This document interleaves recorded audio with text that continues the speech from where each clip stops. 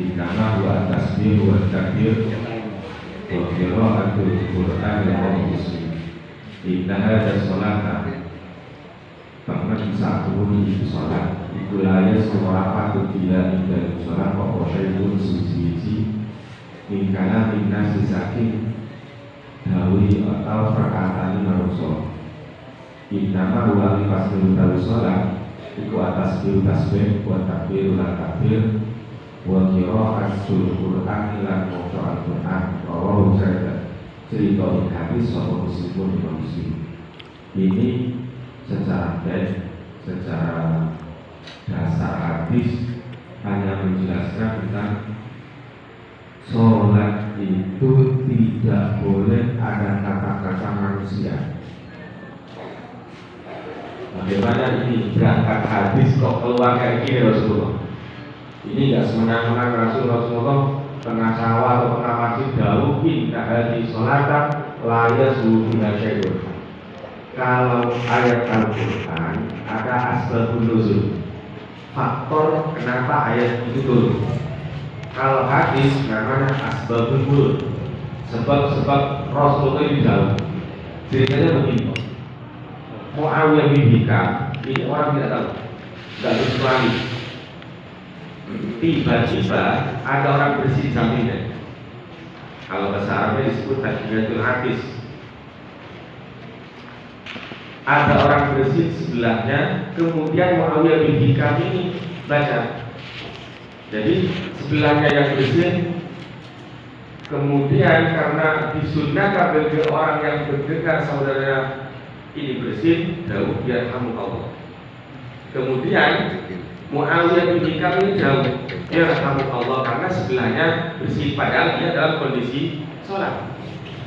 Tiba-tiba sahabat itu faroma ilaihi nadruhum.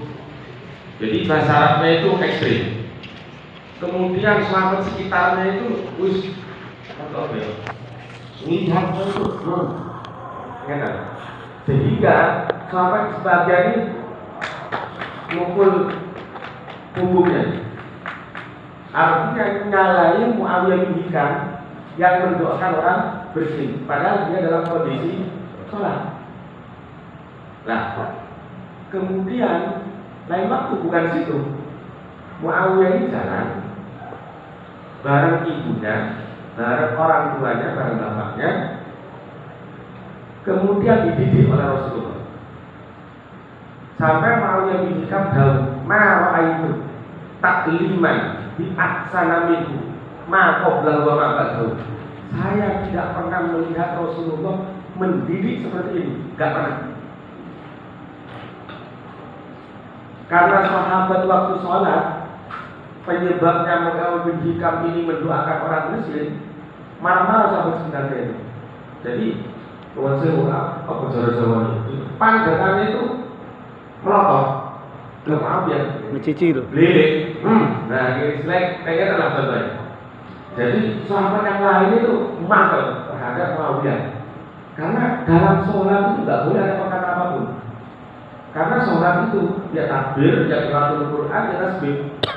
Nggak boleh mendoakan siapapun, nggak boleh. Dalam kondisi sholat. Tiba-tiba Muawiyah mendoakan karena orang muslim. Nah, sahabat yang lain sekitar, lakukan, buat doain orang muslim. Jadi rasa mengerap, apa mau mendelik, mendelik. Pada lain waktu Rasulullah bertemu dengan Muawiyah bin Hikam. Ini Muawiyah bin Hikam orang nggak berpaling, agak lambat cara berpikirnya, menangkap ilmu dari Rasulullah. Gini Muawiyah, la yasluhu inna hadis sholat la yasluhu fiha syai'un min kalamin nas. Dalam sholat itu nggak boleh ada perkataan manusia, nggak boleh. Jadi pelan Rasulullah masih tahu itu pelan. Inna marah dua atas di sholat itu isinya tasbih, isinya takbir, isinya baca Quran. Nggak boleh ada sangkut paut dengan di luar sholat kabut. Karena mendoakan orang bersih, ya Allah, mudah-mudahan Allah memberi rahmat padamu. ini mendoakan dari orang sholat ke eksternal, keluar. Ini nggak boleh. Nggak boleh dalam sholat. Apa pesannya hadisnya tidak? Yang harus diperhatikan. Saya tadi buka Syarah Subul Salam, Nailul Autor, Syarah Tanbihul Maruf, kitab-kitab kayak Sahih Bukhari.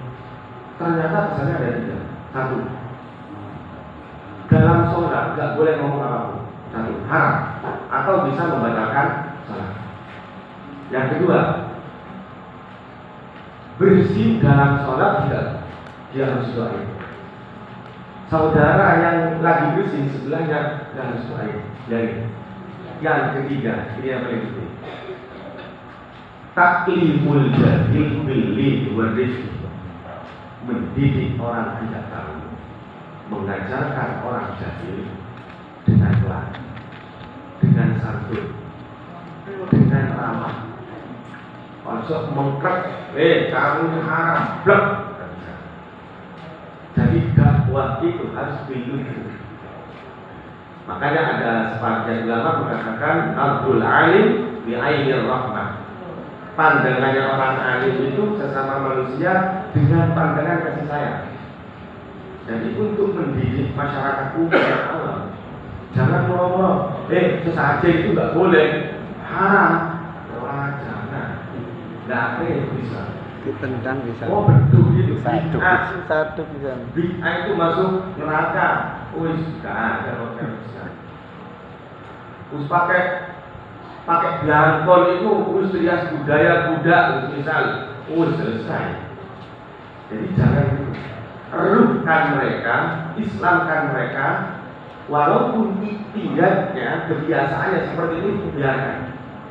Karena untuk mengislamkan orang itu tidak bisa totalitas. Bisa jadi sholatnya kita geret masuk Islam dulu, tarik dulu, soal masalah maksiat yang lain, jangan. Daripada ini dirangkul total nanti nggak sholat dari Islam, mendingan ambil. Semisal contohnya kayak di istiqosah, ini biasanya ngurus banyak yang bolong sholatnya semisal, terus bolong semisal. Daripada kita menekan, kita harus ini istiqosah harus sholat, jangan. Istiqosah tarik dulu. Siapa tahu nanti sholatnya bisa full. Siapa tahu nanti imannya juga kuat. Siapa tahu nanti. Jadi taklimul jahil itu begitu pelan. Ngajak uang itu pelan-pelan. Ngajak orang dakwah pada siapapun itu pelan. Kalau masalah keras, memang ada yang mengatakan man ra'a minkum munkaran falyughayyir biyadihi.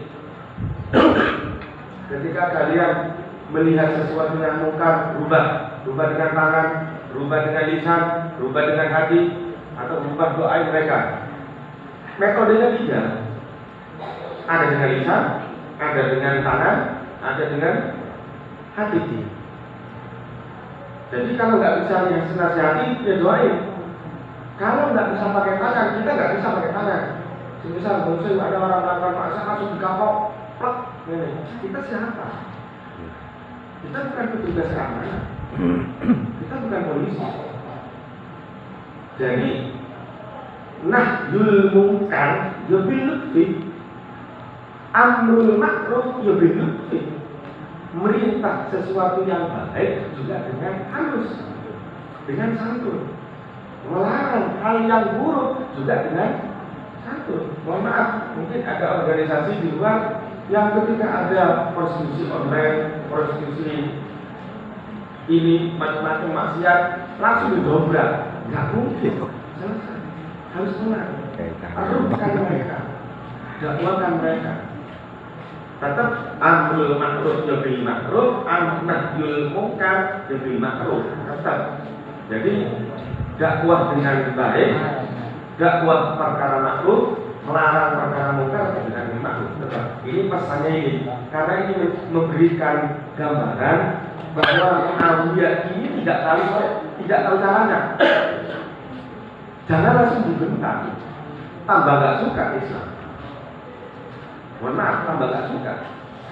Jadi Rasulullah dia sebagai uswatun hasanah. Dan juga dia bahwa yang itu adalah ilawah lingkungan. Rasulullah itu pasti ketika jauh nggak mungkin skenario pribadi, tapi skenario Tuhan, Allah. Lumayan di paling bawah, kita wahyu Tuhan. Jadi jauhnya tetap wahyu dari Allah. Apapun yang disampaikan, skenario dari Allah. Suradaranya sudah Allah. Sedangkan kita lebih dominan hawa nafsu. Ketika saya tidak mendengarkan dakwah saya, mau nonton kan? Jadi istilahnya ada kesan nafsunya. Tapi kalau Rasulullah enggak, lumayan di paling bawah, kita wahyu tetap wahyu Allah. Jadi sholat itu tidak boleh ada perkataan. Cuma nanti gambarnya sedikit ada pengecualiannya. Hadis yang kedua, wa an Zaid bin Arqam annahu qala in kunna lamun ana sapa kita lanatakan lagi punya dawuh sapa kita fi sholati salat ala ahli Rasulullah ing dalem zaman Rasulullah. Yukalimu alai dawuh ahaduma sapa salah siji kita iku sahibahu ing koncone ahad dihajati kelawan hajat ahad hatta nazalah sehingga menurut ayat hafidu ala sholawati wa sholatil wusta wa qumu lillahi qanitin. Hafidu Rasulullah SAW ala sholawati ing atas pira-pira sholat wa sholatil wusta sholat rakaat yang dasar wa qumu lan maju sapa sira kabeh lillahi qanitin qanitin hal itu. Pak udirna mongkon dekret sapa kita disebut kelawan renang wa subina kalilah sapa kita anil kalam saking gunung mutafaqun alaih wala muslim. Ini pada waktu barunya sholat diberikan gara-gara sholat. Ketika sholat sampai itu ada yang doa, ada yang apa, ada yang bilang apa. Kemudian turun ayat hafizu ala sholawati wa sholatil wusta wa qumu lillahi qanitin. Yang menjadi poin di sini adalah wa qumu lillahi qanitin. Ini dalil ayat Al-Quran 1 mencakup banyak dalil. Pertama, dalam sholat harus ada tumanina. Dalilnya apa? Ini wa qumu lillahi qanitin. Dalam sholat harus ada khusyuk. Apa? Wa qumu lillahi qanitin. Dalam sholat tidak boleh berbicara. Dalilnya apa? Wa qumu lillahi qanitin. Dalam sholat tidak boleh itu melalui. Apa dalilnya? Wa qumu lillahi qanitin. Jadi dari separuh ayat ini mencakup segala aspek dalam sholat. Banyak. Karena qanitin itu maknanya banyak. Ada bimakna khusyuk, ada bimakna ruku, ada bimakna sujud, ada bimakna tumanina, macam-macam. Ini dari satu mencakup hampir 30% dari sholat. Tumanina sampai lihat dalam sholat berapa? Banyak. Ruku berapa kali? Sujud berapa kali? Terus niat berapa kali? Satu kalinya, nggak mungkin dua kali. Makanya dia yang di belakang cukup salam ketika orang sholat assalamualaikum warahmatullahi ke kanan. Mohon maaf, ini yang wajib ya. Assalamualaikum warahmatullahi ke kanan. Ketika kita salam ke kanan, otomatis kita lihat keluar dari sholat. Pertanyaannya, ketika sampai salam ke kanan terus kentut, nggak usah terusin salam kedua. Selesai langsung mulai sah. Kalau terusin batal. Jadi ketika sampai assalamualaikum warahmatullahi wabarakatuh sudah selesai sholat.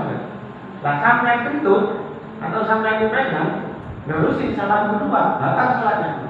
Berarti sampai melakukan sholat dalam kondisi batal. Caranya nggak usah salam kedua, berarti sampai cukup salam.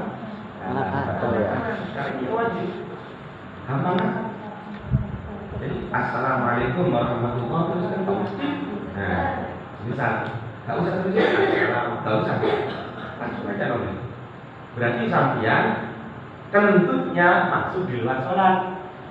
Lek sampean salam kedua, berarti kentutnya sampean dimasukkan pada dalam sholat. Karena salam yang kedua hukumnya sunnah, nggak wajib.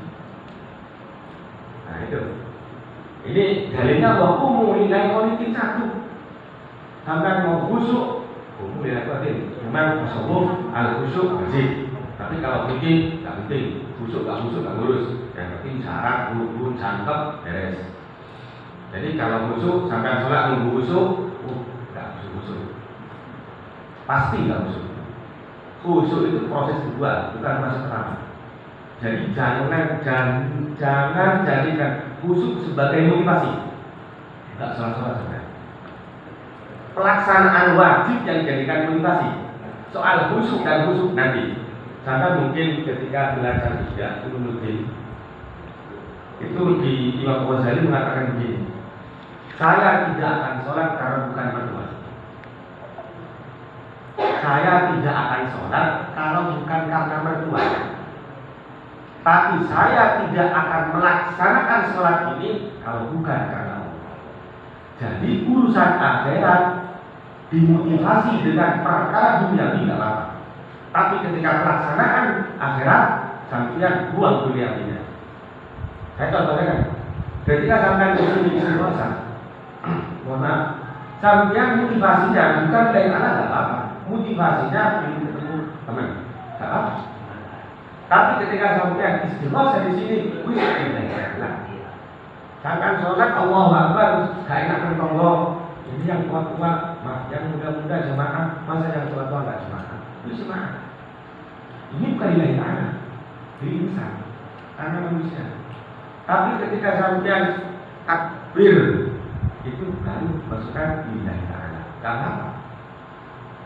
Memang Allah Ta'ala secara konsep umum banyak di doa menjaga Rabbana atina fid dunya hasanah wa fil akhirati hasanah wa qina adzabannar. Yang kedua memang didobeli. Yang pertama, kita juga ini harus produktif. Rabbana atina fid dunya hasanah.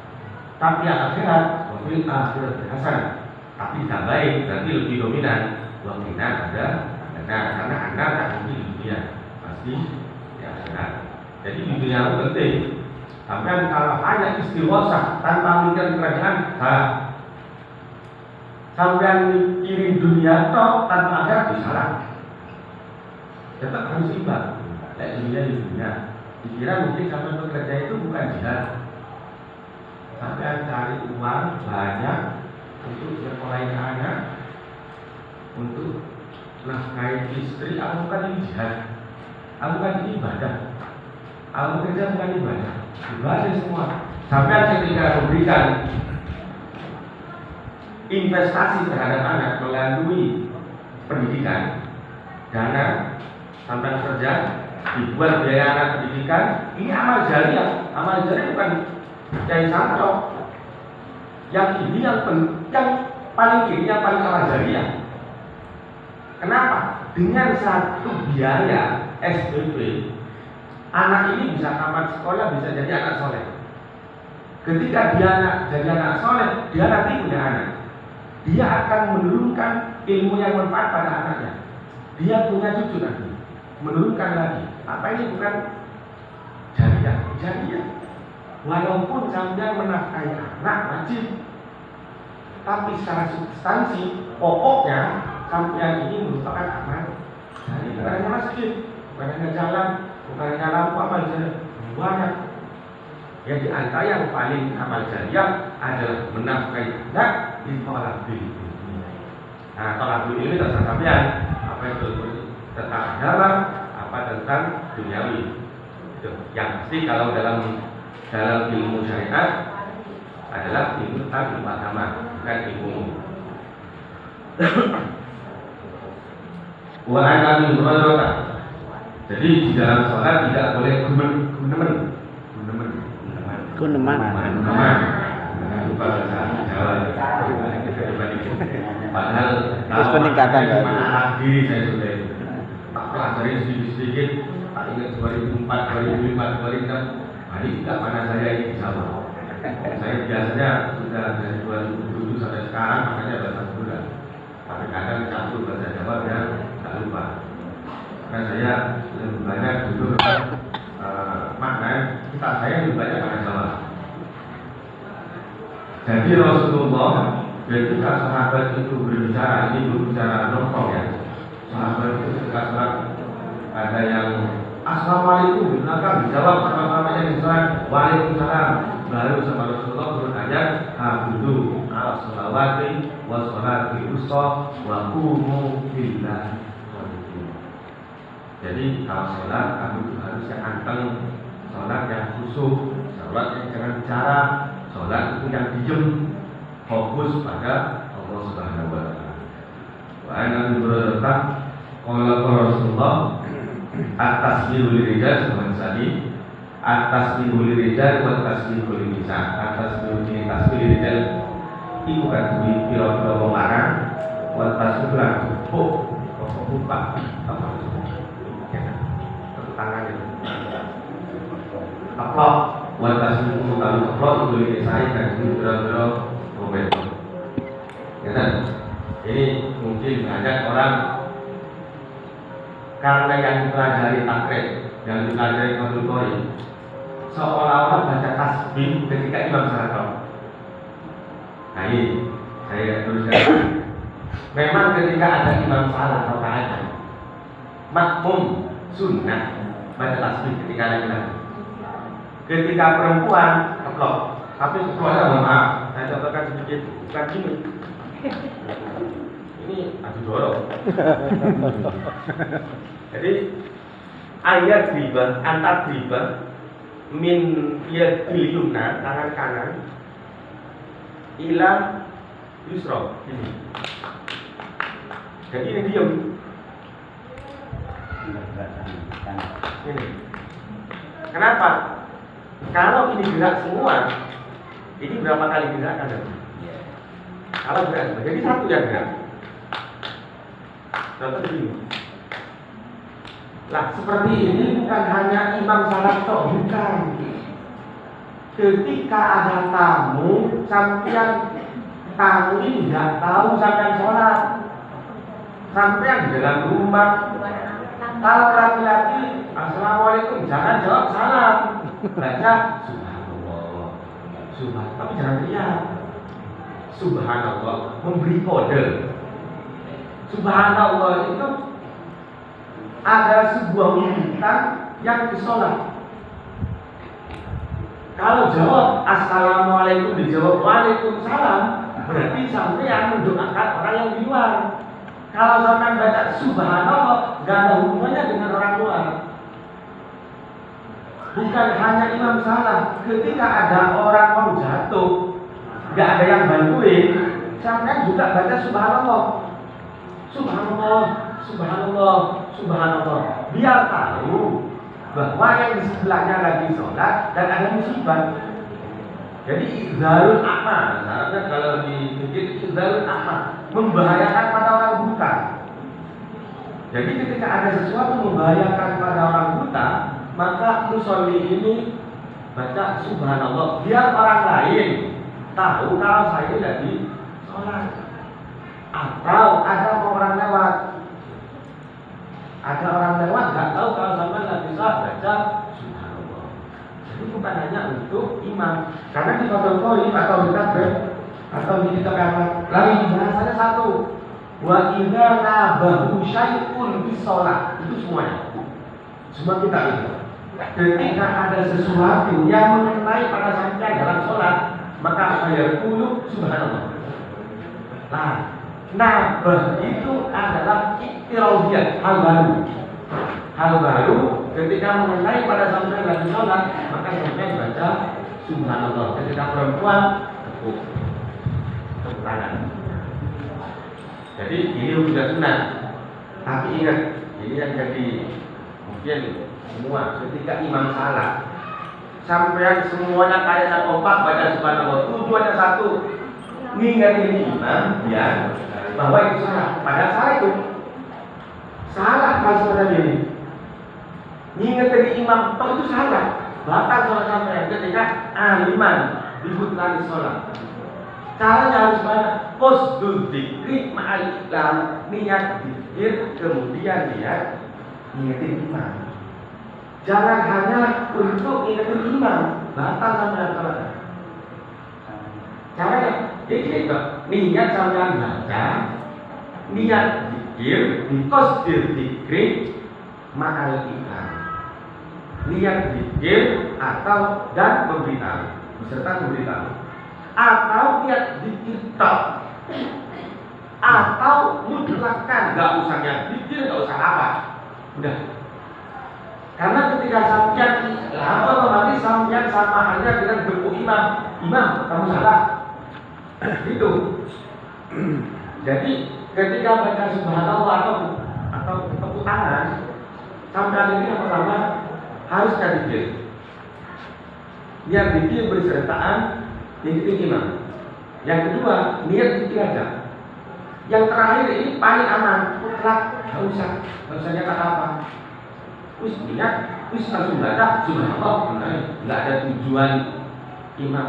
Lek sampean niat zikir ketika imam nggak dengar, apa nggak mantel.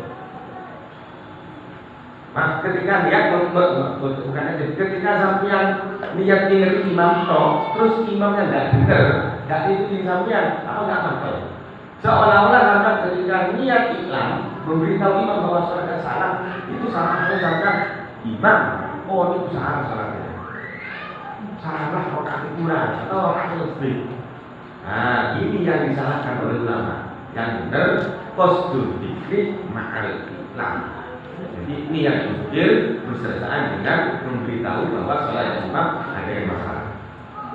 Jadi jangan salah niat. Memang hadisnya salat qabla atas boleh rijal, membaca subhanallah untuk laki-laki dan tepuk tangan untuk perempuan. Muttafaqun alaih wa zada muslim di sholat. Mungkin seperti itu yang bisa saya sampaikan. Mungkin ada pertanyaan Pak Ustaz. Jadi ada pertanyaan, saya baca dulu. Allah yang tidak ada makhluk, Allah boleh disebut. Assalamualaikum warahmatullahi. Monggo kalau mau tentang sing tanglet.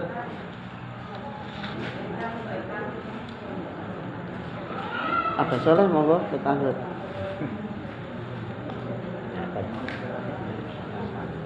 Ibu-ibu biar saya tangkap. Tanya Pak. Seandainya sholat bersin, jawabnya dalam hati bagaimana? Dalam hati, jamur minal ulama, semangat ulama minal madhab, minal madhab bil Al-Quran, sepakat khotor bil qalbi atau kalama bil qalbi, perkata di hati ini bukan masuk pada gaul atau berbicara. Jadi kalau hati sampean, mohon maaf, sampean baca WA dalam sholat boleh, cuma makruh. Sampean sholat, HP-nya bunyi ambil lihat, boleh, tapi jangan baca. Oh aku OTW, jangan. Tapi bacanya dalam hati loh. Bacanya dalam hati. Jadi ketika dalam hati tidak dianggap kalamun nas. Kalau dalam hati, kalau saudara mengatakan di tasawuf batal salatnya. Di kata tasawuf kita usul-usul. Syariat ujian. Nggak tasawuf kedudukan kita. Tasawuf kami belajar tasawuf dan harta aja. Jangan tasawuf di ibadah, gak usah. Kalau menurut saya jangan terlalu tasawuf di ibadah. Tasawuf di bab harta, tasawuf di bab tetangga, tasawuf di bab akhlak, itu aja. Itu tasawuf nggak apa. Kalau sholat sampai sholat sah nggak sah, yang penting syarat rukun cangkep, terus tokoh dengan tokoh lain. Daripada sampai nuswas, untuk 1 jam wajah itu nggak main-main. Hanya nentek. Ngelintek lain. Jadi intinya kalau dalam hati ini tidak mempengaruhi terhadap sholat. Kalau mempengaruhi dalam hati ini dianggap mempengaruhi sholat, bagaimana orang ketika baca Fatihah dalam hati? Makanya orang baca Fatihah dalam hati tidak dianggap qiraat, tidak dianggap bacaan, nggak haram. Apa standarnya orang baca itu? Ismaul nafsi. Awak itu berdengar. Awak itu berdengar. Anda nggak usah. Saya merasakan dan saya mendengar itu namanya qiraat. Ismaul nafsi. Itu.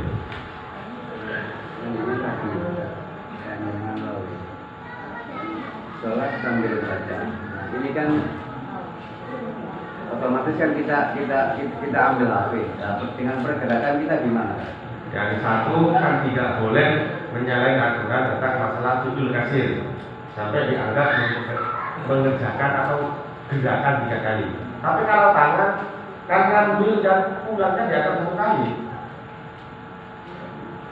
Ini tapi di saat ngambil dan baca ini masih dianggap pergerakan 1 kali, khusus tangan. Khusus tangan. Jadi misal saya jadi imam, nggak hafal surah Yasin, disuruh baca imam ini surah Yasin, pegang aja nggak apa. Bismillahirrahmanirrahim Yasin wal Quran nggak masalah. Siapa yang masalahnya? Nggak ada. Yang namanya itu qiraatul Quran bil mushaf. Bahkan ketika sampai nggak baca Fatih, nggak tahu baca Fatih apa, wajib baca dengan mushaf wajib. Jadi bacanya gini, ya gimana? Jadi Bismillahirrahmanirrahim. Alhamdulillah. Habis itu salah. Ambil lagi kan. Jadi ngambil dibawa ke sini, ditaruh lagi, tangan balik sini, itu masih 2 kali pergerakan. Belum sampai tingkatan 3. Karena tangan dihabuha wa iya buha berangkat dan pulangnya harakatul wajib, pergerakan tangan. Khusus tangan itu. Tidak apa-apa baca HP, tapi jangan baca komik. Baca dalam hati. Tapi hukumnya makruh. Bukan beda hukumnya makruh. Kalau baca Quran boleh, jais, boleh. Bismillahirrahmanirrahim. Yasin jadi imam, nggak hafal surah Al-Baqarah, dibaca aja seperti ini. Nggak ekstrim kok. Kita tuh nggak ekstrim, pikir nggak ekstrim, santai. Hanya saja kita tidak mungkin mohon maaf kamu dari. Mungkin para bapak para ibu tahu dulu satu praktek, padahal fikir ribuan praktek fikir itu. Mana yang benar? Nggak ada yang tahu. Nggak ada urusan kita benar salah ya, nggak urusan kita. Yang penting agama pola ulama yang memperbolehkan cukup. Mungkin namanya mohon maaf ya, dianggap orang baca Fatihah harus hafal. Enggak. Baca, yang wajib itu baca. Imma bil muhafadzah ahad, imma bil qiraat, pegang. Pokoknya baca Fatihah ini. Itu megang WA enggak masalah. Cuma makruh, ya. Makruh. Asalkan tangan ini tidak sampai gerakan 3 kali. 3 kali. Khusus tangan saya jelaskan tadi, berangkat dan turunnya diangkat 1 kali. Jadi ambil HP, taruh kali masih 2 kali. Sampai belum tahu mungkin Sayyidina Hasan, Sayyidina Husain, atau putrinya Rasulullah, cucunya Rasulullah dari Zainab, ini pernah gendong terhadap Rasulullah waktu sholat. Gendong. Jadi kalau ibu-ibu anak nangis jangan tahu, gendong aja. Allahu Akbar. Ketika nangis, ketika mau sujud taruh anaknya. Ketika mau berdiri, ambil lagi gendong. Gak ada macam. Rasulullah kayak gitu. Berarti menunjukkan bahwa hamlul musolli, membawanya orang musolli terhadap benda apapun, ini tidak masalah asalkan nggak nyampe mengerjakan pekerjaan yang sampai 3 kali. Sampai saat aktivitas saya ketika tangan sampai 3 kali baru membatalkan sholat itu boleh 3 kali. Indah Syafi'i itu. Jadi sampai punya anak nangis gitu aja sholat. Menjaga anak punya wajib ya. Jangan sampai nangis, jangan sampai apapun nangis. Wajib jangan. Jadi gendong aja. Kalau mau sujud, kalau mau ruku, nampak ke belakang. Sama Rasulullah, ditaruh ke belakang. Ketika bangun lagi tidak, ya diambil lagi ke depan. Ketika mau sujud ditaruh. Sujud. Ketika duduk, diambil lagi. pangkuannya, biar nggak nangis. Jadi saya hanya menawarkan contoh, sebenarnya bukan hal baru ini.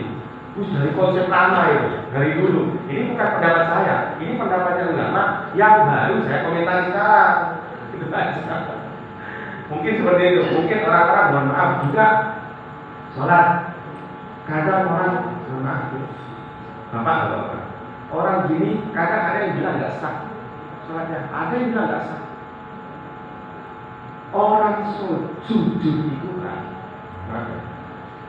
tidak semuanya jihai harus mengenal tempat sujud. Ba'du itu kalau kita cek di bahasa Arab, di makna juz'un itu milik. Kalau ba'du di makna juz'i ini setuil lah, sedikit ada itu. Jadi sujud sampean ketika sujud gak usah kayak gini, enggak, ini tak cukup. Ini akalnya, itu aja Pak. Ini sempurna seperti ini. Seperti ini enggak apa-apa. Karena sudah sebagian tangan ya itu. Karena bahasa Arabnya semuanya pakai ba'du. Ba'du itu kalau kita telisik makna juz ini sama dengan sampai kurban. Sampai kurban, siapa bilang harus dua setengah yang harus didoakan? Kata siapa itu Pak? Wa tasaddaq juz'un minha. Sekilo enggak apa-apa sudah makan, sisanya makan sampean bareng anaknya cukup. Apa-apa. Untuk masalah kurbannya, untuk masalah sedekahnya, ya pahalanya sekilo. Itu aja. Untuk kurban dan sedekah hukum lain. Mohon maaf. Yang wajib disedekahkan semua ketika sampean niat kurban ada, tidak boleh sampai makan. Tapi ketika sampean kurban sunnah, ya kasih aja sekian tetangga. Sisanya buat sampean waliman. Boleh jadi nggak apa-apa. Kalau saya mohon maaf, saya bukan ini terserah sampean menanggapinya. Daripada rumah saya nggak disembelih darahnya kurban. Kalau di masjid berapa? Rumah saya kapan? Jadi kalau mau kurban menurut saya sembelih di rumahnya, sisanya antri ke masjid, biar darahnya ada di rumah sampean. Karena itu darah kurban, darah barokah. Kan di rumahnya papilnya buka, kurban di situ darahnya alirkan, tutup, serahkan ke masjid yang sudah meninggal, yang sudah selesai di sini. Aman. Jadi praktek itu nggak ekstrim Pak. Mohon maaf. Jadi kalau ada yang mengatakan 2% atau setengah atau seperempat harus dilakukan, kata siapa? Hanya setuju Pak. Dan mohon maaf, yang kurban sunnah ngambil yang baik-baik. Sunnah jelek-jeleknya kasih tanggal apa? Oh itu sapi sampean Pak, sampean yang beli. Kambingnya sampean yang beli. Ketika ini menjadi milik orang Pak, ketika disedekahkan, baru ini milik orang. Ketika sampean yang membelinya, ini masih milik sampean. Terserah sampean mau dibuat walimah, mau dibuat ini, terserah. Mohon maaf, ini saya hanya menjelaskan hal misalkan semua seperti monggo silakan, nggak salah. Tapi kalau yang menyalahkan sedekah sekilo, ini kurang tepat. Ini kurang tepat. Mohon maaf, ketika sampai hari raya Idul Fitri, Makilah punya hasil kawin anaknya tanggal 13, ya sekalian kurban kok sih. Yang beli kambing atau yang sekalian kurban untuk mengantisipasi hukum sunnah tasadduk, sedekah ngambil 2 kilo kasih tangga, selesai semua. Hukumnya selesai. Nah, daging sampean yang di kulkas, karena di kulkas itu buat makan. Pemilik sampean siapa yang mau kritik sampean? Kok sampean yang beli pasar? Ini bukan milik tetangga, belum. Karena mohon maaf, yang namanya kurban kira kutudam mengalirkan darah itu aja. Tasoduknya hukum lain, sedekahnya hukum lain. Tapi untuk demi kemaslahatan kebersamaan dijadikan akidah, taruh di masjid. Ini konsep-konsep bersama saja. Ini untuk menyatukan satu RT, yang RT ini kompak harus dibagi monggo, tidak salah. Tapi kalau ada Pak Udin yang beli di rumahnya, ada yang nyalain, mungkin yang nyalain Pak, aku nggak kebagian Pak. Jadi menurut saya kurban itu hak individu, bukan hak anak.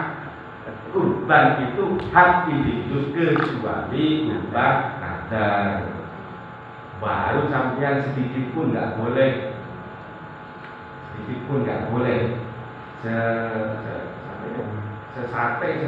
setusuk sapi nggak boleh, haram.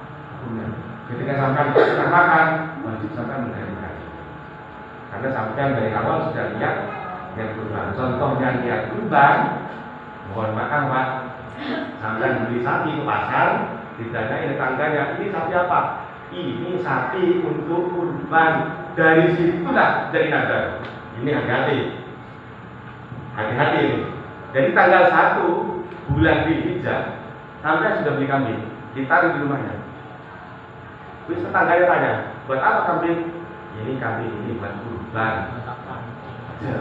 Ja'ala nadaron, dari nadar. Tidak boleh sama. Makanya jangan ngomong. Mana kambing mau nanti ada perlunya itu aja. Ini mengantisipasi makan sampai nggak borong-borong kalau sampai oleh. Takoni bener. Jadi jangan ngomong Pak. Ini kurban.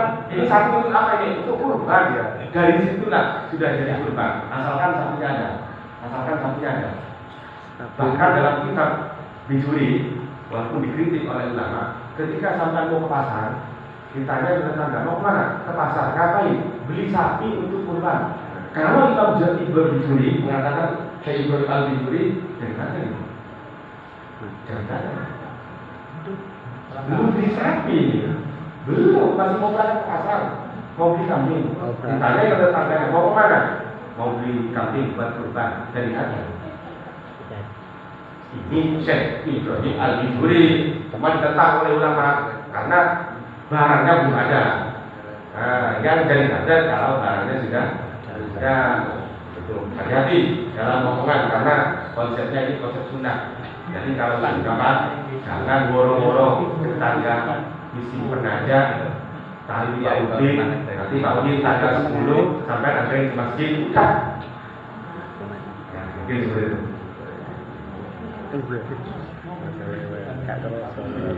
Yang saya terus terkait korban ya. Jadi dengan Pak Miriam ya yang itu kalau proyek ini pendapat Imam Syafi'i yang saya ini.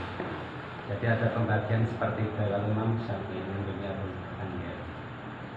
Jadi sebagian sepertiga dibagikan ke ibu, disedekahkan, sepertiga sebagai hadiah dan sepertiga untuk ibu untuk keluarga. Terus untuk setengah itu pendapatnya sebentar masuk masalah kurban itu saya mau bilang. Kalau masalah kurban, Kan pada umumnya kan sepertiga hadiah ini. saya itu sudah tahun kemarin itu dibahas di rumah sakit. Ringga berapa sih? Juskun tiga, ada saat itu juskun tiga. Watasok dan juskun tiga. Dan sedekahkanlah atau sedekahkan sebagian. Ketika kita juskun itu ma'arod dan bodoh apa kehendaknya orang yang berkurban. Pokoknya ada daging yang harus didistribusikan pada orang lain. Khusus kurban kan tidak memandang fakir miskin, tidak memandang. Khusus kurban lain dengan zakat. Tapi khusus kurban tidak memandang zakat miskin. Jadi tidak ada persentase, tidak ada persentase. Di sana hanya penyetaraan orang pada ini dia makan daging. Jadi kalau 2,5% atau sepertiga, sebenarnya tidak menyalahkan sepertiga, enggak. Bagus, paru juga bagus, semuanya juga bagus. Ketika kurban sunnah. Nah, di urutan di bawahnya sedikit, kalau dibangun semua itu sunnah, bahkan lebih baik orang yang berkurban milik yang si akabir. sunnah. Karena belum didistribusikan itu, bukan milik orang, bukan. Anggaplah gini, mohon maaf, saya ketika punya minuman ini, saya punya 4, saya mau satu kasih ke sampean nggak apa-apa, mau kasih semua juga nggak apa-apa. Kata saya, yang sunnah harus ada sedekahnya itu aja, itu aja. Jadi sepertiga atau seperempat bukan saya menyalahkan, bukan. Tapi saya meminimalkan lagi bahwa sedekah di kurban tidak harus sepertiga, tidak harus separuh, tidak harus semua. Kalau ini kurban sunnah ya, kurban wajib bahas ya, kurban wajib bahas. Jadi berapa? Tergantung saya yang kurban. Mau kasih kepalanya aja masih karena dosa. Mohon maaf ya. Karena ini konteksnya sedekah umum. Sama dengan sedekah yang lain. Sampai mau sedekah 10.000, 100.000, 200.000 nggak ada bedanya. Dengan sedekah di bab kurban nggak ada bedanya.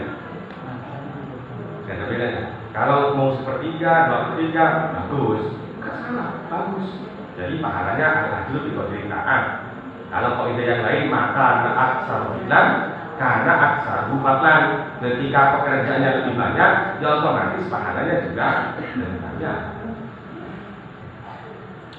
Jadi nggak wajib, nggak wajib sepertiga, nggak wajib separuh itu aja. Jadi aku nyari kurban atau gede, saya ngasih hukumnya ringan. Kalau korban yang direncanakan misalnya ada model arisan itu gimana? Kamu kan sudah tahu sebelumnya. Mohon maaf, saya nggak berani jawab. Mohon maaf, kan tidak semuanya hukum bisa dijawab kalau tidak sesuai dengan kondisi. Kalau saya model arisan, mohon maaf, saya nggak bisa jelaskan dulu, karena memang nggak jelas. Jadi ketika hal yang nggak jelas, saya nggak bisa jelaskan dulu. Kecuali sapi ini harganya 10 juta, ayo dibagi 7. Nah, patungan 7 mungkin itu lebih real. Lebih kalau masalah arisan, maaf, karena memang nggak jelas, saya nggak berani menjelaskan dulunya. Karena statusnya nggak jelas. Apakah boleh, nggak boleh? Nggak berani, Pak. Tapi seandainya di rumah, mohon maaf, di pondok saya di rumah, ada yang tanya kayak gitu, jawabannya saya bukan nggak jelas, tak jelasin. Kalau di sini, mohon maaf, karena takut konsepnya ini ada nilai sosialnya gitu aja, mungkin. Kalau misalnya patungan juga. Kalau patungan, susah. Kan kayak gitu yang benar. Kayak gitu.